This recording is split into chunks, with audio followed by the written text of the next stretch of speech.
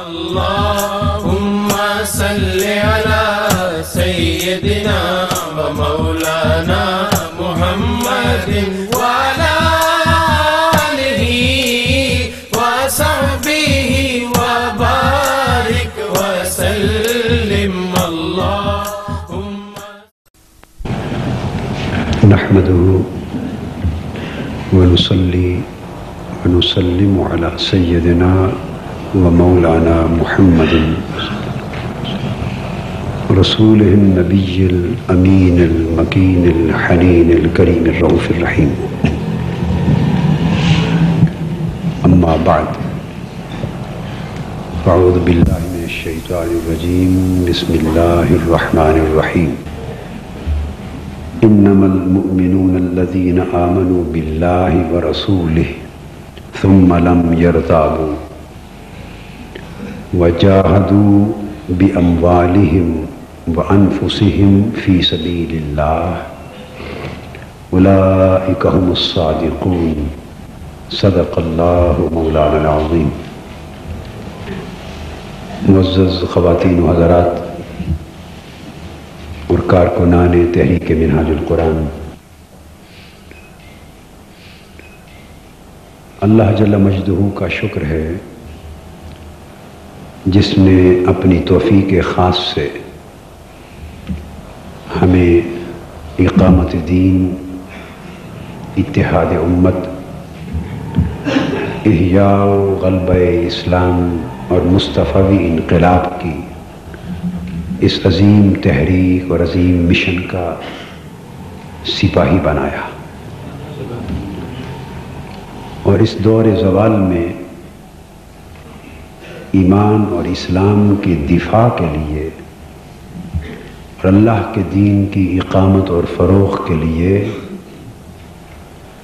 ہمیں یہ نوکری عطا فرمائی۔ آج کی یہ مجلس جس میں دور و نزدیک کے مختلف اضلاع اور شہروں سے کارکنان تشریف لائے ہیں،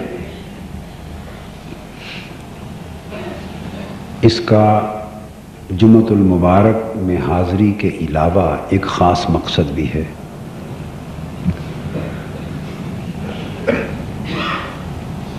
اور وہ مقصد یہ ہے کہ آج میں آپ کو زکوٰۃ کے حوالے سے ایک خصوصی پیغام پہنچاؤں اور آپ کی وساطت سے جملہ مسلمانان پاکستان تک یہ پیغام پہنچے۔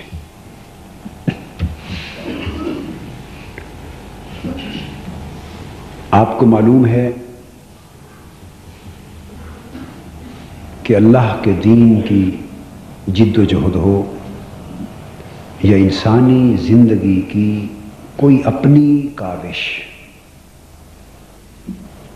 وسائل اور مادی ذرائع کے بغیر اس میں نہ کوئی پیش رفت ہو سکتی ہے اور نہ ہی اس سے کوئی نتائج برآمد ہو سکتے۔ اجتماعی جد و جہد کا ایک قدم بھی آگے بڑھانے کے لیے پیسہ درکار ہوتا ہے۔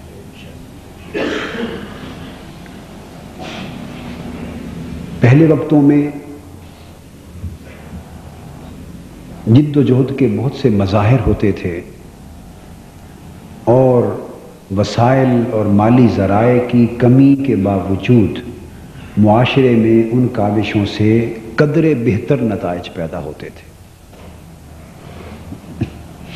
زمانہ بدلتا چلا گیا، حالات تبدیل ہو گئے، حالات کے تقاضے بدل گئے، ضروریات بدل گئیں، سو جد و جہد کے مقتضیات میں بھی تبدیلی آئی۔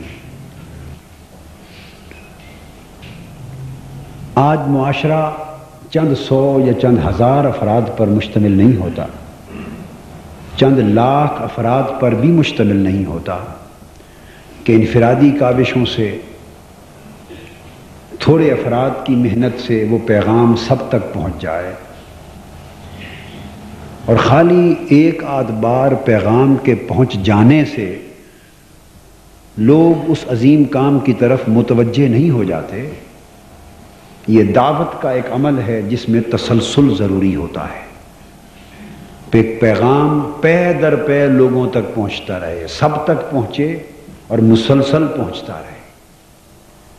اس لیے اللہ رب العزت نے حضور صلی اللہ علیہ وآلہ وسلم کو مذکر فرمایا ذکر فإنما انت مذکر، اے میرے حبیب صلی اللہ علیہ وآلہ وسلم آپ انہیں یاد دلانے والے ہیں، آپ ان کو یاد دلائیے، کیونکہ آپ کا منصب یاد دہانی کرانا ہے،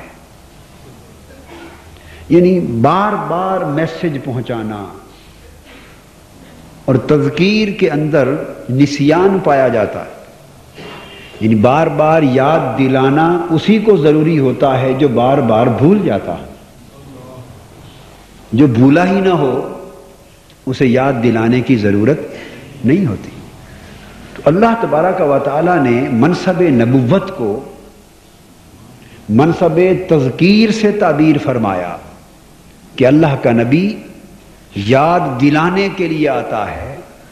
یہ منصب اس بات کا اشارہ کر رہا ہے کہ لوگ بار بار اللہ کو بھولتے ہیں اور پیغمبر بار بار انہیں اللہ کی یاد دلاتے ہیں۔ گویا حکم تذکیر یہ پیغمبرانہ منصب ہے، اور اس میں دعوت کو تسلسل کے ساتھ جاری رکھنے کا حکم ہے۔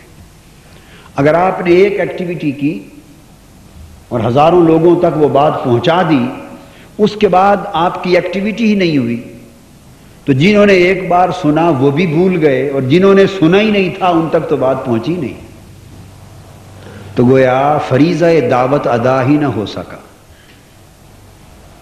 تو فریضہ دعوت کی ادائیگی میں ایک تو یہ ہے کہ وہ بات ہر ایک تک پہنچائی جائے۔ کہاں تک؟ ہر ایک تک پہنچائی جائے، اور دوسرا یہ ہے کہ تسلسل کے ساتھ بار بار پہنچائی جائے۔ یہ دو باتیں ضروری ہیں۔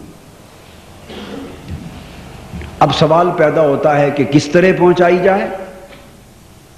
تو آج جو کروڑوں افراد پر مشتمل معاشرہ ہو اور الیکٹرانک میڈیا کا زمانہ ہو، اور وہ الیکٹرانک میڈیا بھی آپ کے ہاتھ میں نہ ہو،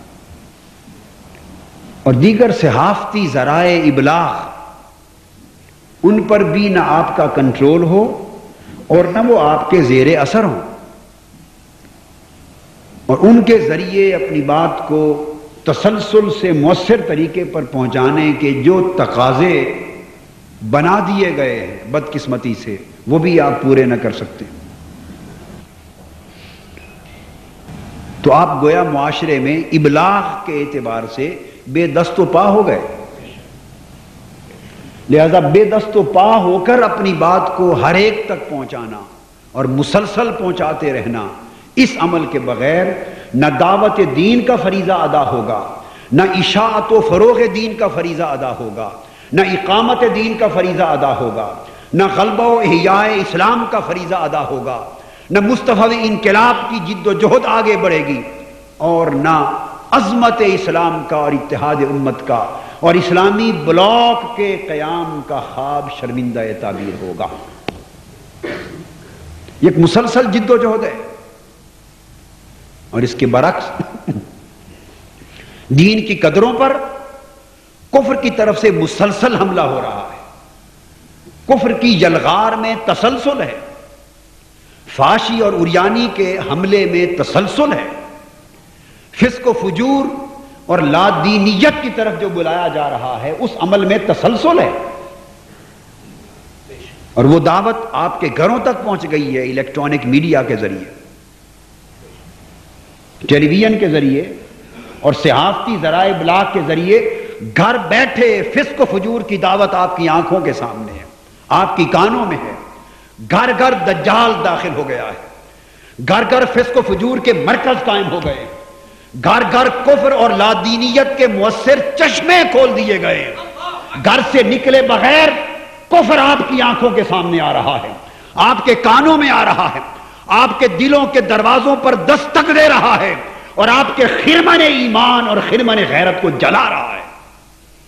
کفر ہر گھر میں داخل ہو چکا، لادینیت ہر گھر میں داخل ہو گئی، فسق و فجور، بے شرمی، بے حیائی بے غیرتی اور بے حمیتی نے آپ کے گھر میں ڈیرے دار لیے، مگر حق کی آواز گھر گھر پہنچانے کے لیے آپ کے پاس وسائل نہیں ہے۔ اللہ کا پیغام گھر گھر پہنچانے کے لیے آپ کے پاس ذرائع نہیں ہیں۔ دعوت دین، دعوت حق، دعوت شرم، دعوت حیا اور اللہ کے پیغام کی طرف بلانے کے لیے حق کے پاس ذرائع نہیں، وسائل نہیں ہیں، اسباب نہیں ہیں۔ باطل کو پھیلانے کے لیے، کفر اور فتنہ اور شر کو پھیلانے کے لیے، لادینیت اور فسق و فجور کو پھیلانے کے لیے، نسلوں کو اللہ کے دین سے دور لے جانے کے لیے، شرم و حیا اور غیرت دینی سے کھینچ کر دور کرنے کے لیے ہزارہا طریقے پرکشش نکل آئے۔ پھر ہر انسان کے اندر ایک دین کا دشمن بیٹھا ہے، اس کا نام نفس ہے، اور ہر انسان کے باہر اس سے بڑا دین کا دشمن بیٹھا ہے، اس کا نام شیطان ہے۔ دین کے دو سب سے بڑے دشمن، انسان کے دو سب سے بڑے دشمن، مسلم معاشرے کے دو سب سے بڑے دشمن نفس اور شیطان ہر انسان کے ساتھ لگے۔ پھر دجال، شیطنت، باطل، طاغوت ایک نظام بن کر، ایک فکر بن کر، ایک ثقافت بن کر، ایک تہذیب بن کر، ایک رسم و رواج کا سلسلہ بن کر ہر انسان کو، ہر انسان کے گھر کو گھیرے میں لے چکا ہے۔ آپ چاہیں یا نہ چاہیں، آپ اور آپ کی اولاد کفر سے بچ نہیں سکتی، فسق و فجور سے بچ نہیں سکتی، بے حمیتی سے بچ نہیں سکتی، بے شرمی سے بچ نہیں سکتی، اور اسلام اور دین کی قدروں کی پامالی سے بچ نہیں سکتی۔ اتنا بڑا حملہ ہو چکا ہے، مگر ہم جس انداز سے کفر و شر حملہ آور ہے، ہمیں اس کی نہ صرف یہ کہ فکر نہیں بلکہ تشویش بھی نہیں، سوچ میں بھی نہیں، ہمیں اندازہ نہیں کہ ہمارے ساتھ کتنی بڑی سازش ہو چکی ہے، دین اسلام پر کتنا بڑا حملہ ہو چکا ہے، امت مسلمہ کی بقا کے خاتمے کے لیے کتنا بڑا پلان بن چکا ہے، ہمیں اس کا اندازہ بھی نہیں۔ ہم حالات کی رو میں بہے چلے جا رہے ہیں، حالات کی رو میں بہے چلے جا رہے ہیں۔ کہیں ایسا نہ ہو کہ چلتے چلتے ایسا عمیق گڑھا آئے کہ پوری کی پوری قوم اس میں گر پڑے، اس میں غرق ہو جائے، اور پھر نکلنے کا کوئی موقع باقی نہ رہے، پھر کوئی نکل نہیں سکے گا۔ ہم اس گڑھے کے کنارے پر پہنچ چکے، اس گڑھے کے کنارے پر پہنچ چکے ہیں۔ اس لیے جب سارے ذرائع، سارے وسائل، سارے اسباب کفر کو پھیلانے، شر کو پھیلانے، بے دینی کو پھیلانے، جہالت اور بے شعوری کو پھیلانے اور لوگوں کو دین سے دور کرنے پر بیک وقت صرف ہو رہے ہوں، تو میں آپ کو پورے ایمان، عرفان اور ایقان کے ساتھ یہ بات کہنا چاہتا ہوں، اس وقت سارے ذرائع اور وسائل کو دین کے بچانے پر بھی خرچ کر دینا چاہیے، کیونکہ دیکھا جاتا ہے کہ سب سے بڑا حملہ کیا ہے۔ سب سے بڑا حملہ اس وقت ہمارے ایمان پر، ہماری ثقافت پر، ہماری غیرت دینی پر، ہماری مسلمانی پر ہے، اور تمام ذرائع اور وسائل اور اسباب مادی اس حملے پر خرچ ہو رہے ہیں، اور اہل حق کے پاس وسائل پہلے ہی کم ہوتے ہیں، اور وہ بھی تقسیم ہے، تو تقسیم ہو جانے کے بعد، تمام تھوڑے سے وسائل بھی تقسیم ہو جانے کے بعد، آپ کسی ایک حملے کا بھی مؤثر دفاع نہیں کر سکتے۔ اور سب سے بڑا مؤثر عمل اس دور میں سرمایہ کا ہے، دولت کا ہے، وسائل کا ہے، ذرائع کا ہے۔ اس کے بغیر آپ نہ اجتماع کر سکتے ہیں، نہ مرکز کھول سکتے ہیں، نہ ایک کیسٹ خرید سکتے ہیں کہ کسی کو حق کی بات، قرآن کا درس سنا دیا جائے، نہ کتاب لے سکتے ہیں کہ کسی کو پڑھنے کے لیے دے دی جائے۔ آپ کچھ بھی نہیں کر سکتے، اور ضرورت یہ ہے کہ جتنا بڑا حملہ شر کی طرف سے ہے، اتنا ہی بڑا یا اس سے زیادہ دفاع خیر کی طرف سے ہو۔ ایسے حالات میں آپ نے دیکھا کہ تحریک منہاج القرآن نے تعلیمی اور شعوری جہاد کی ایک جد و جہد کا آغاز کیا، تعلیمی اور شعوری انقلاب کا آغاز کیا، اور وہ ایسی تعلیم اور ایسا شعور ہے جس میں لادینیت کے خلاف بھی ایک جہاد ہے، جس میں ایمانی غیرت کا بچاؤ بھی ہے، جس میں دین کی اقدار کا تحفظ بھی ہے، جس میں کفر، طاغوت اور لادینیت کے حملے کے خلاف ایک محاذ پر دفاع بھی ہے، جس میں جہالت کی تاریکی کے خلاف نور کا پھیلانا بھی ہے، جس میں مسلمانی کا بچانا بھی ہے، جس میں مسلمانیت کی حفاظت بھی ہے، پاکستانیت کی حفاظت بھی ہے، اور خود پاکستان کی حفاظت بھی ہے، ہمارے اور ہماری نسلوں کے ایمان کی حفاظت بھی ہے۔ ہمہ جہت خیر ہے، اس میں ہمہ جہت خیر ہے۔ اس لیے اللہ رب العزت نے اور حضور نبی اکرم صلی اللہ علیہ وآلہ وسلم نے اسلام کے اندر حصول علم کو فرض قرار دیا اور فرمایا طلب العلم فریضۃ علی کل مسلم، ہر کلمہ گو اور مسلمان پر علم کا حاصل کرنا فرض ہے، علم کا حاصل کرنا فرض ہے۔ آج اس فرض کی ادائیگی سے بھی بے توجہی ہو چکی ہے، سارے فرض اس کے بعد ہیں، اساسی فرض ہے۔ اور قرآن مجید نے فرمایا قل هل يستوي الذين يعلمون والذين لا يعلمون، فرما دیجئے کیا جاننے والے اور نہ جاننے والے برابر ہو سکتے؟ نہیں۔ اے لا يستوي الذين يعلمون والذين لا يعلمون، یعنی جاننے والے اور نہ جاننے والے کبھی بھی برابر نہیں ہو سکتے۔ تو اللہ تبارک و تعالیٰ نے یہاں معاشرے کی قدر کا بیان کیا ہے کہ جس معاشرے میں علم ہوگا وہی معاشرہ بچ سکے گا۔ اس حد تک کہ حضور نبی اکرم صلی اللہ علیہ وآلہ وسلم ایک روز مسجد نبوی میں تشریف لائے، اس میں صحابہ کرام کے 2 حلقے تھے۔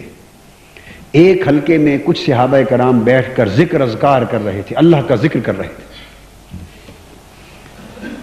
ایک حلقے میں کچھ صحابہ کرام بیٹھ کر تعلیم اور تعلم کی بات کر رہے تھے، دین کا علم بڑھا رہے تھے، پھیلا رہے تھے، ایک دوسرے کو کمیونیکیٹ کر رہے تھے۔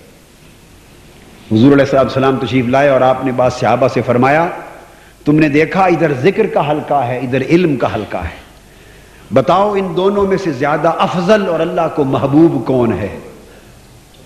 ایک عام شخص یہی سوچ سکتا تھا نا کہ ذکر کا حلقہ افضل ہے جہاں اللہ کی یاد ہو رہی ہے۔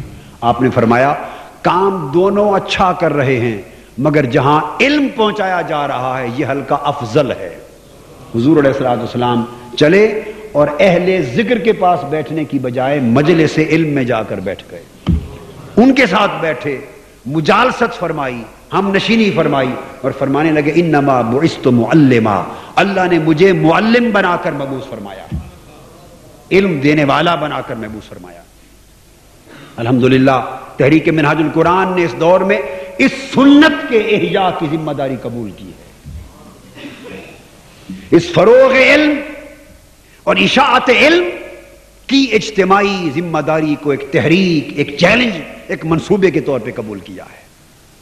اتنا بڑا عظیم دینی اور تعلیمی منصوبہ غیر حکومتی اور غیر ریاستی سطح پر میرے علم کے مطابق شاید مشرق سے مغرب تک دنیا کی کسی تحریک نے بپا نہیں کی،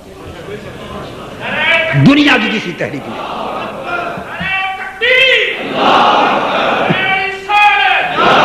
کسی تنظیم نے، کسی جماعت نے اتنے بڑے منصوبے کا آغاز نہیں کیا۔ السعی منا والاتمام من اللہ، کام شروع کرنا یہ ہماری ذمہ داری ہے، اسے انجام تک پہنچانا یہ اللہ رب العزت کا کام ہے۔ ہم دعوے دار نہیں ہیں، ہم عاجز لوگ ہیں۔ ہم نے اس دور میں اس اشد ضرورت کو محسوس کیا اور یہ سمجھا یہ سارے ادارے، یہ سارے راستے، یہ سارے طریقے رسم بن گئے، پیشہ بن گئے، تجارت بن گئے، کاروبار بن گئے، اس سے لوگوں کوئی تبدیلی نہیں آئے گی۔ میں تمہیں اللہ کی عزت کی قسم بتا دینا چاہتا ہوں، یہ لوگوں کا پیشہ ہے، یہ کاروبار ہے، یہ تجارت ہے، یہ مفاد کا دنگا ہے، یہ دغل ہے، فریب ہے، مکاری ہے۔ آؤ اگر قوم کا مقدر بدلنا چاہتے ہو تو ان دجل اور فریب کے راستوں کو لات مارو، جہالت کے خلاف جہاد کے لیے اٹھو اور تعلیم اور تعلم کے عظیم انقلابی منصوبے میں شریک ہو جاؤ۔ انقلاب انقلاب، انقلاب انقلاب، تاجدار کائنات کا فرمان انما بعثت معلما، میں علم دینے والا بنا کر بھیجا گیا ہوں، آؤ اس پیغام اور اس آواز کی دھوم مچا دو، گھر گھر علم کے چراغ جلاؤ، در در پر علم کی دستک دو، عظیم جہاد ہے، اس سے بڑا کوئی کام فی سبیل اللہ آج کے دور میں نہیں ہو سکتا۔ علم صرف 2 + 2 = 4 کا نہیں، 3 + 2 = 5 کا علم نہیں ہے۔ علم وہ جس میں انسانیت بھی آ جائے، علم وہ جس میں مسلمانی بھی آ جائے، علم وہ جس میں زندگی کا مقصد بھی سمجھ میں آ جائے اور جینے مرنے کا شعور بھی آ جائے، علم وہ جس میں اسلام کے فرائض اور تقاضے بھی سمجھ میں آ جائیں اور ہر فرد نہ اعتقادی طور پر صرف بلکہ عملاً اور شعوراً ایک سچا پکا مسلمان بن جائے، جس کی زندگی میں انقلاب آ جائے، وہ علم جو گھروں کے حالات بدل کے رکھ دے۔ تحریک منہاج القرآن اور پاکستان عوامی تحریک نے عوامی تعلیمی مراکز جن جن علاقوں میں قائم کیے، آپ ان میں سے بیشتر علاقوں میں جائیں، وزٹ کریں، اور جن جن گھروں کے بچے تحریک منہاج القرآن کے عوامی تعلیمی مراکز پہ پڑھنے آئے ہیں، ان گھروں سے جا کر ان کے والدین سے پوچھیں، وہ آ کے کہتے ہیں کہ ہم اتنا بڑا احسان تحریک منہاج القرآن کا ہم پر ہے، ہم کبھی اتار نہیں سکتے کہ بچہ ہمارا کہنا نہیں مانتا تھا، بے ادب تھا، گستاخ تھا، ہم اس کے طور طریقوں پر روتے تھے، آج بچہ جاتے ہوئے بھی ماں باپ کے قدم چومتا ہے، آتے ہوئے بھی چومتا ہے۔ ہمارے گھر میں انقلاب آ گیا ہے، جو بے نمازی تھے وہ نمازی بن گئے، جن گھروں میں قرآن نہ تھا وہاں قرآن پڑھا جانے لگا، جن گھروں میں دین نہ تھا وہاں دین کی روشنی شروع ہو گئی، جن گھروں میں اخلاق اور آداب نہ تھے وہاں اخلاق اور آداب کا آغاز ہو گیا۔ وہ جہالت کا اندھیرا تھا، اب دین کا اجالا آ رہا ہے، اور یہ علم کے شعور کی راہ سے آ رہا ہے۔ اس کے لیے ضروری ہے کہ ہم اپنے تمام تر وسائل، ذرائع اور اسباب پوری کی پوری قوم کے لیے اس عظیم جہاد پر وقف کر دیں۔ اور اللہ رب العزت نے سب سے بڑا جہاد، سب سے بڑا ذریعہ اور وسیلہ اسلام میں مالی ذرائع میں زکوٰۃ کو بنایا ہے۔ قرآن مجید میں ارشاد فرمایا گیا، فرما دیجیے کہ بے شک مومن تو وہ لوگ ہیں جو اللہ اور اس کے رسول پر ایمان لائے اور ایمان لانے کے بعد پھر پیچھے نہ ہٹے، مر گئے کٹ گئے پر پیچھے نہ ہٹے، لم یرتابو، ان میں استقامت آ گئی، ثابت قدمی آ گئی، حالات ناسازگار ہو گئے، زمانے نے مخالفت کی، رشتہ داروں نے مزاحمت کی، مفادات ہاتھ سے چھوٹ گئے، انہوں نے سب کچھ چھوٹ جانا گوارا کر لیا، مگر لم یرتابو، اللہ رسول سے جب سودا کر لیا تو پھر پلٹ کر پیچھے نہ گئے، انہوں نے اللہ رسول کے سودے کو ہر چیز پر عزیز جانا۔ آج کا دور استقامت کے امتحان کا دور ہے۔ وجاہدوا باموالہم وانفسہم، ایمان کے بعد دوسری چیز فرمایا کہ اپنے مالوں کے ساتھ جہاد کیا، اس لیے کہ اللہ جانتا ہے کہ اس ایمان کا بچاؤ مال خرچ کیے بغیر ممکن نہیں۔ جاہدوا باموالہم، انفسہم کا ذکر بعد میں کیا، اپنے مال خرچ کیے اور مال کے ساتھ جہاد کیا، اور پھر فرمایا اپنی جان کے ساتھ جہاد کیا۔ اللہ رب العزت جانتا ہے کہ جان کے ساتھ جہاد کرنے کا موقع تو جب آئے گا سو آئے گا، اور وہ کسی کو نصیب ہوگا کسی کو نصیب نہ ہوگا، مگر مال کے ساتھ جہاد کرنا، جس کو ایک روٹی بھی میسر ہے وہ بھی آدھی روٹی خرچ کر کے مال کا جہاد تو کر سکتا ہے، جسے 2 لقمے میسر ہیں وہ بھی 1 لقمہ دے کر مال کا جہاد تو کر سکتا ہے۔ تو مال کا جہاد تو ہر شخص کر سکتا ہے، غریب ہے تو تھوڑے سے، امیر ہے تو زیادہ سے۔ اس لیے فرمایا کہ جانوں کا جہاد بعد میں ہوگا، مال کا جہاد پہلے، چونکہ ایمان کا بچاؤ آج مال کے جہاد سے ہے، چونکہ ادھر مال کفر کے فروغ کے لیے خرچ ہو رہا ہے، لوگوں تم اپنا مال ایمان کی حفاظت کے لیے خرچ کرو فی سبیل اللہ، اللہ کی راہ میں۔ اولئک هم الصادقون، پس یہی لوگ ایمان میں سچے، یہی لوگ ایمان میں سچے۔ اور اللہ رب العزت نے زکوٰۃ کا معنی، زکوٰۃ وہ مخصوص حصہ ہے اپنے مال کا جو آپ اپنے مال میں سے اللہ کی راہ میں اس کے حکم کے مطابق خرچ کرتے ہیں، مگر اس کو لفظ زکوٰۃ سے تعبیر کیا گیا۔ زکوٰۃ کا ایک معنی ہے پاکیزگی کا، دوسرا معنی ہے بڑھنے کا، اضافے کا۔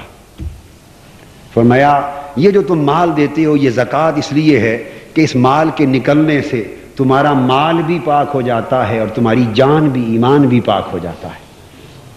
اور یہ مال زکوٰۃ اس لیے کہلاتا ہے کہ جب یہ نکل جاتا ہے تو پھر تمہارے مال میں بھی برکت آتی ہے، بڑھ جاتا ہے، اور تمہارے ایمان میں بھی برکت آتی ہے، وہ بھی بڑھ جاتا ہے۔ تو زکوٰۃ جان و مال کو اور ایمان کو پاک و صاف بھی کرتی ہے اور جان و مال اور ایمان کو زیادہ بھی کرتی ہے۔ اس لیے اللہ رب العزت نے اس مال کی ادائیگی کو زکوٰۃ کہا اور فرمایا وَسَيُجَنَّبُهَا الْأَتْقَى الَّذِي يُؤْتِي مَالَهُ يَتَزَكَّىٰ۔ سیدنا صدیق اکبر رضی اللہ تعالیٰ عنہ نے اپنا مال خرچ کر کے حضرت بلال کو آزاد کرایا تھا، تو اللہ رب العزت نے فرمایا یہ بڑا متقی جس نے اپنا مال خرچ کر کے خود کو پاک و صاف کر لیا اور اپنے ایمان اور مال کو بڑھا لیا، یہ دوزخ کی آگ سے ہمیشہ کے لیے آزاد کر دیا گیا۔ تو مال خرچ کرنے والے کو صرف متقی نہیں بلکہ اتقا، بڑا متقی فرمایا، بڑا متقی فرمایا۔ اور مال خرچ نہ کرنے والے کو، جو زکوٰۃ ادا نہیں کرتا، مال کماتا ہے، جمع کرتا ہے، مگر زکوٰۃ جو مال کا حق ہے وہ ادا نہیں کرتا، اس کے لیے فرمایا الذی جمع مالا وعددہ یحسب ان مالہ اخلدہ کلا لینبذن فی الحطمہ وما ادراک ما الحطمہ نار اللہ الموقدہ۔ فرمایا وہ شخص جو مال کماتا اور جمع کرتا ہے اور اسے جمع کر کے رکھتا ہے، گن گن کے رکھتا ہے، اور اللہ کی راہ میں خرچ نہیں کرتا، اس مال کا حق ادا نہیں کرتا، زکوٰۃ نہیں دیتا، فرمایا پوچھو ان سے کہ کیا ان کا یہ گمان ہے کہ یہ مال انہیں ہمیشہ زندہ اور سلامت رکھے گا اور یہ مال ہمیشہ ان کے ساتھ ان کی حفاظت کے لیے قائم رہے گا؟ نہیں نہیں، مال کوئی ساتھ لے کے نہیں جاتا، مال یہیں رہ جائے گا، تم مر جاؤ گے، اور جب مرو گے تو جس مال کو گن گن کے تم نے رکھا تھا یہ تمہیں اللہ کی تپائی ہوئی دوزخ میں جلائے گا، اللہ کی تپائی ہوئی دوزخ میں جو ہزاروں سال سے اس نے تپا رکھی ہے اس میں جلا دے گا۔ اس کو ہوتما کہتے، اس کو ہوتما کہتے۔ اور دوسرے مقام پر قرآن مجید نے فرمایا الذین یکنزون الذهب والفضة ولا ينفقونها فی سبیل اللہ فبشرهم بعذاب علیم۔ جو لوگ سونا چاندی اور مال و دولت کو جمع کر کے رکھتے اور اللہ کی راہ میں خرچ نہیں کرتے، میرے حبیب انہیں دردناک عذاب کی بشارت دے دے۔ توحید اور رسالت کی شہادت کے بعد زکوٰۃ کو صلاۃ، نماز کا ہم پلہ قرار دیا اور ہر جگہ حکم ہوا وَأَقِیمُوا الصَّلَاةَ وَآتُوا الزَّکَاةَ وَارْکَعُوا مَعَ الرَّاکعِینَ۔ نماز قائم کرو اور زکوٰۃ ادا کرو، نماز قائم کرو اور زکوٰۃ ادا کرو۔ گویا دین میں جس طرح نماز کی ادائیگی فرض ہے اس طرح زکوٰۃ کی ادائیگی فرض ہے، اور جس طرح نماز کے تارک پر عذاب ہے اس طرح زکوٰۃ کے تارک پر عذاب ہے۔ مگر جتنی خوشخبریاں اللہ رب العزت نے زکوٰۃ دینے والے اور اللہ کی راہ میں مال خرچ کرنے والے کو دی ہیں، اس طرح کی خوشخبریاں شاید محض نماز پڑھنے والے کو بھی نہیں دی گئی۔ سیدنا مولا علی شیر خدا رضی اللہ تعالی عنہ،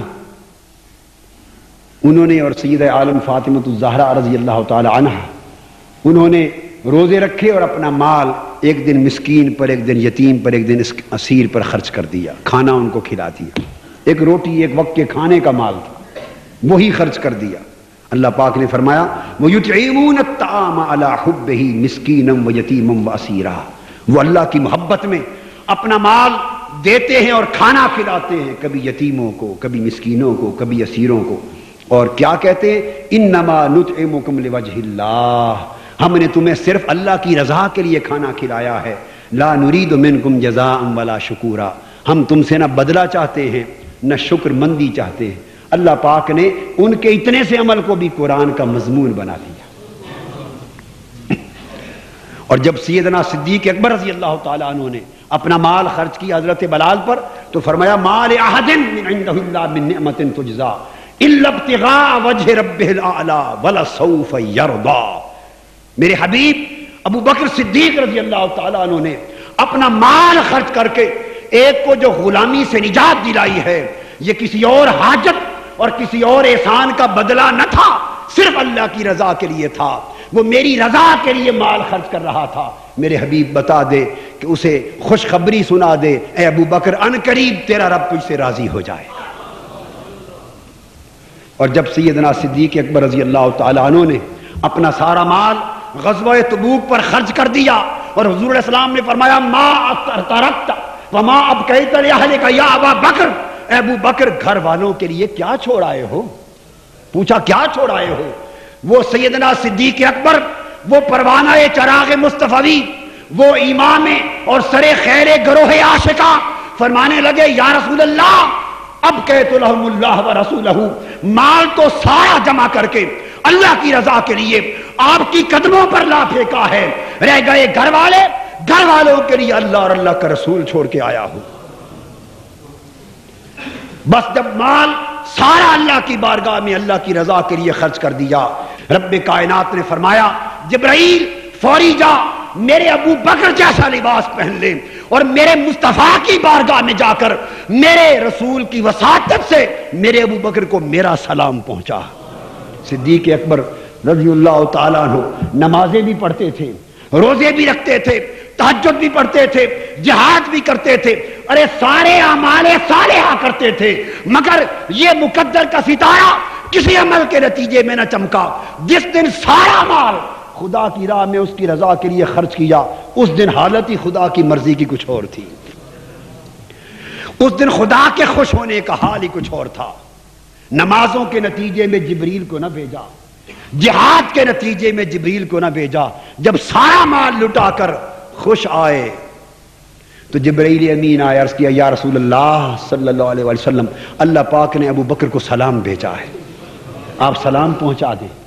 ان کو سلام پہنچا دیا گیا اور عرض کیا آقا اللہ رب العزت نے پوچھا ہے کہ میرے ابو بکر سے پوچھو کہ مال تو سارا تو نے ہماری راہ میں خرچ کر دیا اور گھر کھانے پینے کے لیے بھی کچھ نہیں چھوڑا، تو اب گھر تو شام کی روٹی بھی پتہ نہیں پکے گی یا نہیں، تمہاری حالت یہ ہے. تو پوچھو ابو بکر سارا مال میری راہ میں لٹا کر راضی تو ہو نا، خوش تو ہو نا، یہ پوچھو. تو جب یہ سوال کیا کہ حضور علیہ السلام نے کہ اللہ پاک نے میرے ابو بکر یہ پوچھا ہے کہ حل انت راض، کیا آپ حل انت عن ربک راض، کیا آپ نے رب سے راضی ہیں؟ کمال تھا ان کا ایمان. سیدنا صدیق اکبر وجد میں آ گئے، رونے لگ گئے اور خوشی سے تڑپنے لگ گئے اور کھڑے ہو کے عرض کرنے لگے آقا انا ربی راض، انا ربی راض، انا ربی راض. میں تو سب کچھ لٹا کر بھی ڈر رہا تھا کہ یار نے قبول کیا ہے یا نہیں کیا. میں تو رب سے راضی ہوں، رب سے راضی ہوں، رب سے راضی ہوں. یہ خوشخبری بھی سنا دے کہ وہ بھی راضی ہوا یا نہ ہوا. اس کو دینے والے تو بہت ہیں، میرے دینے سے خوش ہوا یا نہ ہوا. دوستان محترم، اللہ کی راہ میں زکوٰۃ دینا اور پھر زکوٰۃ سے بڑھ کر مال کا خرچ کرنا اتنا بڑا عمل ہے اور اس کی اتنی بڑی قبولیت ہے کہ کوئی عمل اس کے قبولیت کے برابر نہیں جا سکتا. اب رجب کا مہینہ آ رہا ہے، اس کے بعد شعبان کا مہینہ ہوگا، پھر ماہ رمضان ہوگا. تحریک کے کارکنوں اور مصطفی انقلاب کے سپاہیوں، ہر شخص مالدار مال کو روکنے والا اور گننے والا ہی نہیں، ایسے بھی اس معاشرے میں ہیں کہ جو اللہ کا حق اپنے مال میں سے نکالتے ہیں مگر ان کے پاس صحیح مصرف نہیں ہے. انہیں یہ معلوم نہیں کہ اس مال کا اچھا مصرف کیا ہے.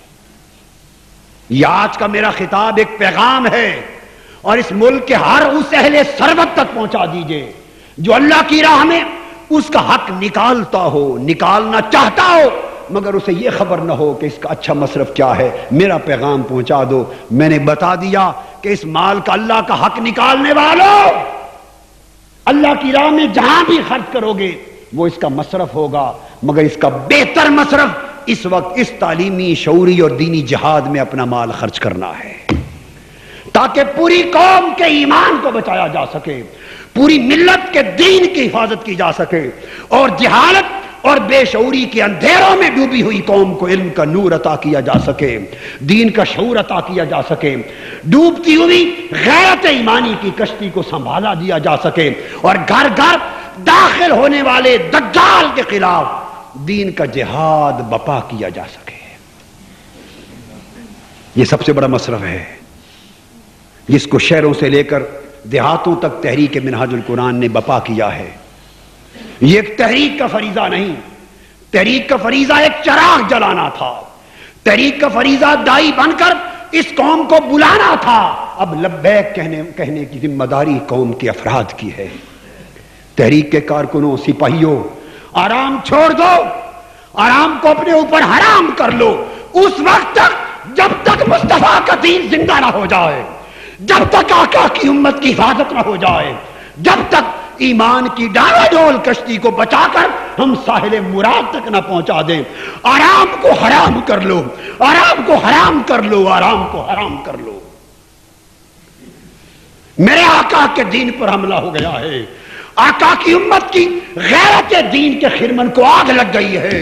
اٹھو، جب تک یہ آگ بجھ نہ جائے آرام سے لیٹنا تم پر حلال نہیں ہے۔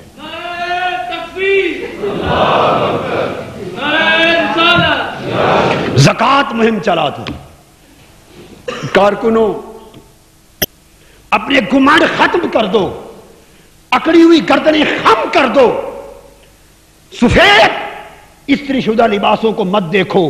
حضور کا دین ہم تو سب نوکر ہیں، ہماری کوئی عزت نہیں۔ عزت کے جھوٹے بتوں کی پوجا چھوڑ دو، ہماری عزت تب ہوگی جب حضور کے دین کی عزت ہوگی، میرے آقا کی امت کی عزت ہوگی، جب ہماری اس قوم کی آئندہ نسلوں کا ایمان سنور جائے گا، ہم بھی معزز بن جائیں گے۔ اگر ہم اپنا ایمان نہ بچا سکے ہم معزز نہیں، ہم ذلیل ہیں۔ اس میرے پیغام کو سننے کے بعد گھر گھر جانا شروع کر دو۔ رجب، شعبان اور رمضان 3 مہینے مہم چلاؤ، دروازے دروازے پر دستک دو اور کہو کہ اپنے لیے نہیں، اس زکات کے مال کا 1 پیسہ بھی خلاف شرع کسی اپنے مقصد پر، معاذ اللہ کسی سیاست پر یا کسی اور تنظیمی مقصد کے لیے نہ خرچ ہوتا ہے نہ ہوگا، وہ حرام ہے۔ اور تحریک منہاج القرآن اس سرزمین کی واحد تنظیم ہے کہ جس سے 1 روپے سے لے کر کروڑوں روپے تک جو چاہے اس کا حساب کتاب جب چاہے حسب ضابطہ چیک کر سکتا ہے۔ یہ پوری قوم کی امانت ہے، اوپن دعوت ہے۔ کسی اکاؤنٹنٹ کو لائیے، کسی مالیات کے اور بجٹ کے اور اکاؤنٹنسی کے ماہر کو لائیے، حسب ضابطہ جس وقت چاہیں اس کا اکاؤنٹ چیک کریں، پوری پبلک کے لیے اوپن ہے۔ ہمارے سامنے تو بڑا در ہے وہ خدا کا اور مصطفیٰ کا، خدا کا اور مصطفیٰ کا۔ اب ہر شخص سے کہیں کہ اکاؤنٹ اس کے لیے اوپن ہے۔ شریعت نے جو مصارف مقرر کیے، قرآن نے جو مقرر کیے، اس کے مطابق مصارف فی سبیل اللہ اور دیگر چیزوں پر خرچ ہوگا، غریبوں کی مفت تعلیم و تربیت پہ خرچ ہوگا، فلاحی سرگرمیوں پر خرچ ہوگا، عوامی تعلیمی منصوبے پر خرچ ہوگا، غرباء کے مفت علاج کے لیے بڑا میڈیکل کمپلیکس ایک ہاسپٹل بنانے کا منصوبہ ہے، اور یہ زکوٰۃ کی مہم سے شروع کرنا چاہتے ہیں۔ غرباء کے، مساکین کے، محتاجوں کے مفت علاج کے لیے ایک بڑا ہسپتال بنانے کا منصوبہ ہے، اس پر خرچ ہوگا۔ ایک بیت المال بنائیں گے جس میں بیوگان کو حصہ دیا جائے گا، یتامہ کو حصہ دیا جائے گا، بیووں کی، یتیم بچیوں کی شادیوں کو حصہ دیا جائے گا، غریب بچوں کی تعلیم پر، وظیفوں کا حصہ دیا جائے گا، ان کے علاج معالجہ پر حصہ دیا جائے گا، مہاجرین اور متاثرین کو حصہ دیا جائے گا، غریب طلباء کے اسکالرشپ ہوں گے، میڈیکل سہولتیں ہوں گی، اور سب سے بڑھ کر یہ کہ دینی اور تعلیمی اور شعوری انقلابی منصوبے کو فروغ دینے پر مال خرچ ہوگا۔ اس کے لیے دروازے دروازے پر جا کر دستک دے اور 3 مہینے بار بار پلٹ پلٹ کر دروازوں پر جائیں، اسی طرح رسید بکیں چھپوائیں، مرکز سے تفصیلی ہدایات لیں، میرا یہ پیغام ہر جگہ پہنچائیں اور 3 مہینے آرام کو چھوڑ دیں اور زکوٰۃ مہم کو ملک گیر سطح پہ یوں جاری کریں کہ اس کے نتیجے میں آپ چاہیں تو کروڑ ہا روپے زکوٰۃ کی مد میں جمع ہو سکتے ہیں.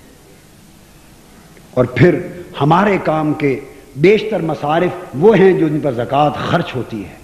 عزل شرع ان مصارف پر زکوٰۃ خرچ ہو، دینے والوں کا مال بھی صحیح مصرف پہ خرچ ہوا، اور اللہ کے دین کی، غربا کی، مساکین کی، حاجت مندوں کی اور غریب معاشرے کی اور جہالت میں ڈوبے ہوئے انسانوں کی ہر لحاظ سے قرآنی حکم کے مطابق صحیح خدمت بھی ہوگی.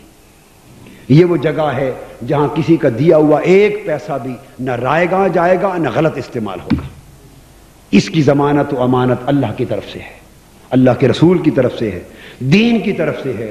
ہم اس کے لیے امین ہیں. اللہ تبارک و تعالی آپ کو مستعد کرے، مجاہد بنائے، اور صبح و شام اللہ کے دین کی اقامت اور حضور کی امت کی نوکری کے لیے آپ اخلاص اور اجتہاد کے ساتھ وقف کر سکیں. وما علینا الا البلاغ. اللهم صل على سيدنا ومولانا محمد وعلى آله وصحبه وبارك وسلم. اللهم صل على سيدنا ومولانا محمد. اللهم صل على. أعوذ بالله من الشيطان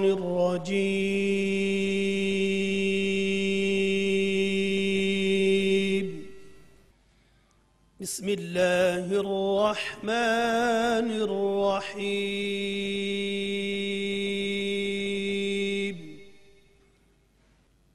يا أيها الذين آمنوا اذكروا الله ذكرا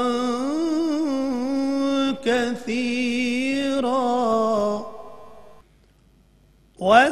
وسبحوه بكرة وأصيلا.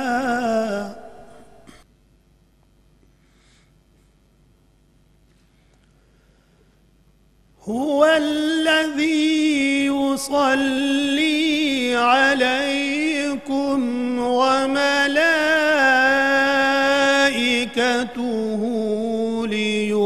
ليخرجكم. هو الذي يصلي عليكم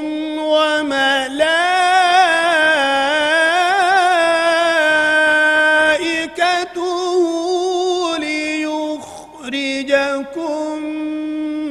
من الظلمات إلى النور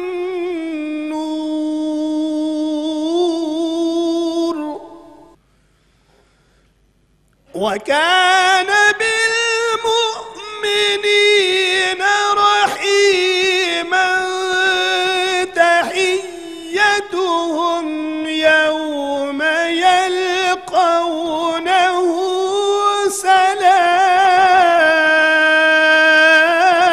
سلام وأعد لهم أجرا كريما. يا أيها النبي إنا أرسلناك شاهدا. يا أيها النبي إنا أرسلناك شاهدا ومبشرا ونذيرا وداعيا إلى الله بإذنه وسراجا منيرا.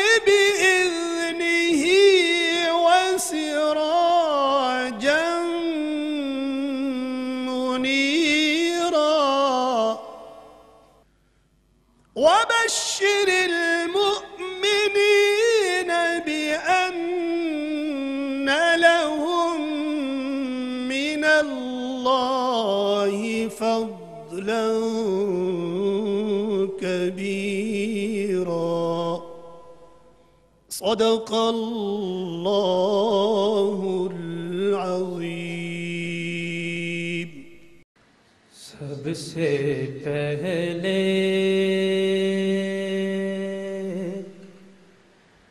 مشیت کے انوار سے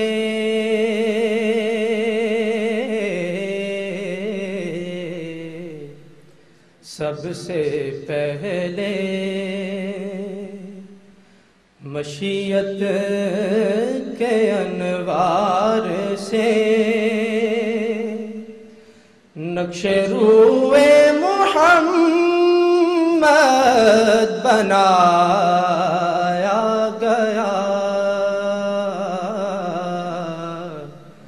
پھر اسی نقش سے لے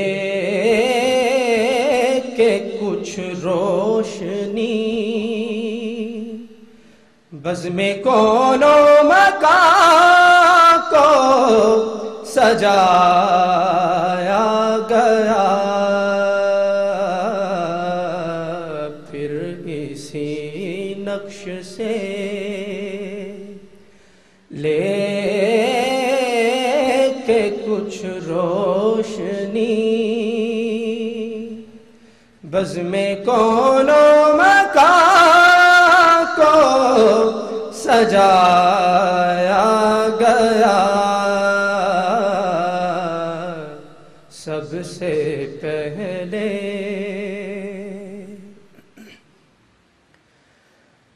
اور وہ محمد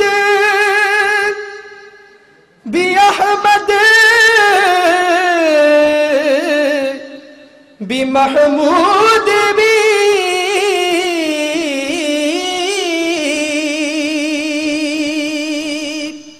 حسن مطلق کا شاہد بھی مشہود بھی، وہ محمد بھی احمد بھی محمود بھی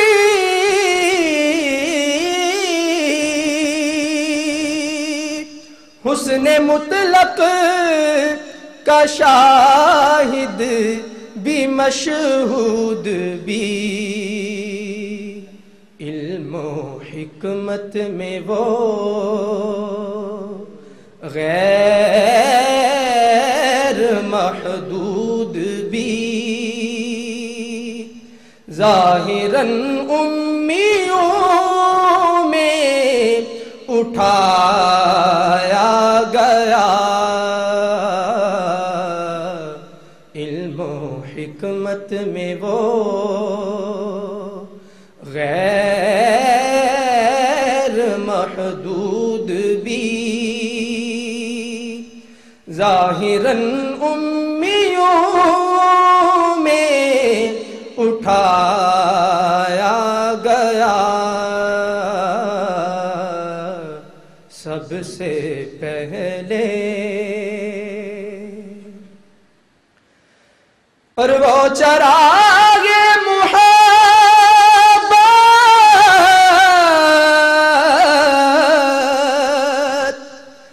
جو روزے ازل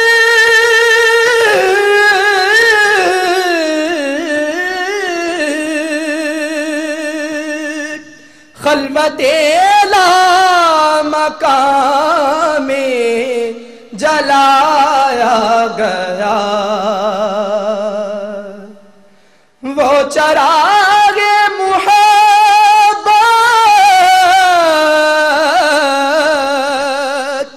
جو روزے ازل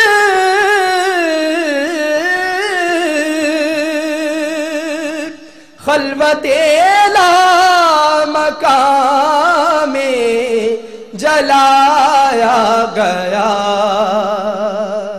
نور سے اس کے آخر جہاں تا جہاں